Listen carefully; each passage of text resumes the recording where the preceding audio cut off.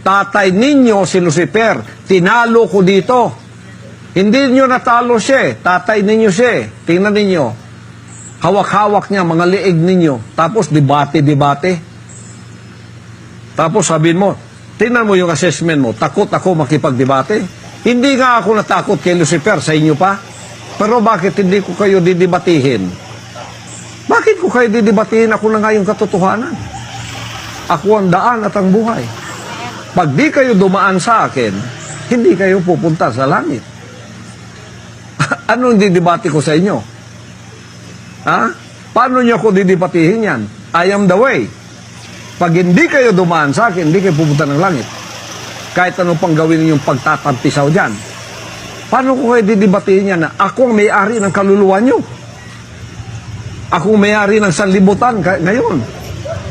Magdidebate ako sa inyong mga hunghang kayo. Sino kayo?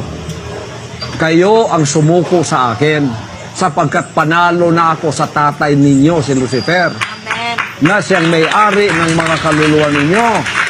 Kaya, pumunta kayo sa akin, sumuko, sumurender, at magsisi na kayo at iwan ang serpensin nyo at sundin ninyo ang lahat.